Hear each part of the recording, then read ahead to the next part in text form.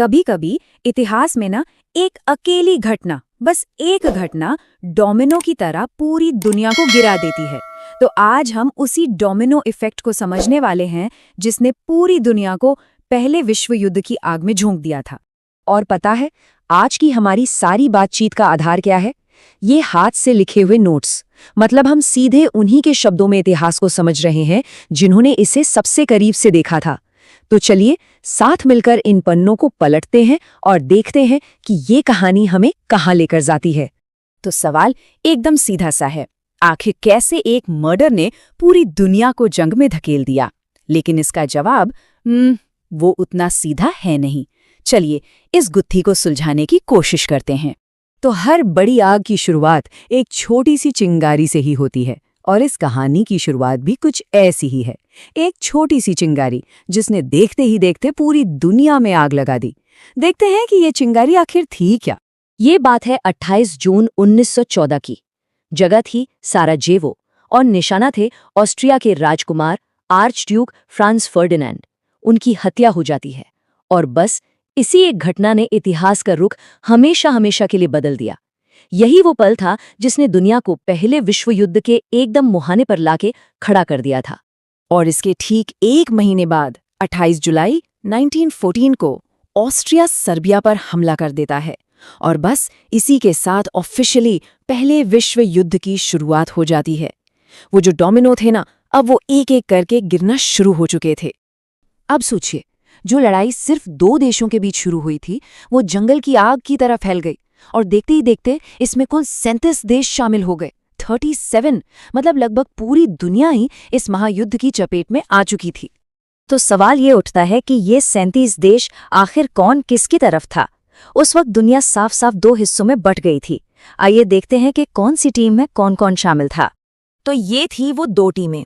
एक तरफ थे एलाइड पावर्स यानी मित्र राष्ट्र, जिसमें इंग्लैंड, जापान, अमेरिका, रूस और फ्रांस जैसे देश थे। और दूसरी तरफ थे सेंट्रल पावर्स यानी धुरी राष्ट्र, जिसमें ऑस्ट्रिया, हंगरी, जर्मनी, टर्की और बुल्गारिया थे। लेकिन एक मिनट, इटली के नाम के आगे स्टार क्यों लगा है? अरे इसकी कहानी तो बहुत मजेदार है। तो किस्सा कुछ यूं है कि इटली 1882 से ही जर्मनी और ऑस्ट्रिया हंगरी का दोस्त था। इनकी एक संधि भी थी जिसे ट्रिपल अलायंस कहते थे। लेकिन जैसे ही जंग का माहौल गरमाया, इटली ने साइड ही बदल ली और अपने पुराने दोस्तों के खिलाफ ही लड़ने चला गया। तो अब टीमें बन चुकी थीं और स्टेज पूरी तरह से सेट था। अब ये लड़ाई एक बड़ा रूप लेने वाली थी। चलिए देखते हैं कि कैसे एक छोटा सा संघर्ष एक भयंकर विश्व युद्ध में बदल गया। इस टाइमलाइन पर जरा नजर डालते हैं। 1 अगस्त 1914 को जर्मनी रूस पर हमला करता है। फिर 26 अप्रैल 1915 को इटली, जैसा हमें देखा, पाला बदलकर मित्र राष्ट्रों के साथ आ जाता है। और फिर आता है असली टर्निंग पॉइंट, 6 अप्रैल 1917, जब अमेरिका इस जंग में उतरता है। इसके बाद तो पूरा खेल ही बदल गया और आखिर में 3 नवंबर 1918 को ऑस्ट्रिया हंगरी सरेंडर कर देता है। हाँ, तो जैसा कि हमारे नोट्स भी बताते हैं, जब अमेरिका ने युद्ध में एंट्री ली उस समय वहां के राष्ट्रपति थे वुड्रो विल्सन।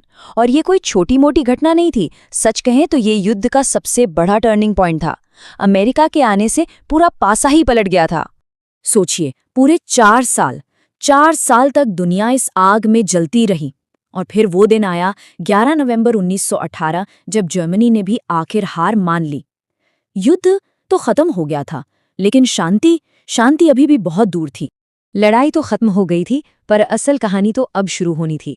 अब वक्त था हिसाब किताब का। चलिए देखते हैं कि इस महायुद्ध ने दुनिया का नक्शा कैसे बदला और अपने पीछे क्या विरासत छोड़ी। तो 18 जून 1919 को पेरिस में दुनिया भर के बड़े बड़े नेता इकट्ठा हुए। कुल 27 देश एक मेज पर बैठे, ये तय करने के लिए कि अब शांति कैसे कायम की जाए ताकि दोबारा कभी ऐसी तबाही न हो। और इसी कॉन्फ्रेंस से जो चीज़ निकल कर आई वो थी ट्रीटी ऑफ वर्साय। इसका सबसे बड़ा असर जर्मनी पर पड़ा। जर्मनी के सारे उपनिवेश छीन लिए गए, उसकी सेना को बहुत छोटा कर दिया गया और तो और उस पर 10 अरब पाउंड का भारी भरकम जुर्माना भी लगा दिया गया। सच कहें तो ये एक शांति संधि कम और एक सजा ज्यादा लग रही थी। और यहीं पर हमारे ये नोट्स एक बहुत ही गहरी बात कहते हैं, एक ऐसी बात जो आज भी हमें सोचने पर मजबूर कर देती है। वो कहते हैं कि दूसरे विश्व युद्ध के बीच वर्साय की संधि में ही बो दिए गए थे। जरा सोचिए, क्या एक जंग को खत्म करने की कोशिश नहीं, एक और उससे भी कहीं ज्यादा भयानक जंग की नींव रख दी थी? ये सवाल आज भी इतिहास में गूंजता है।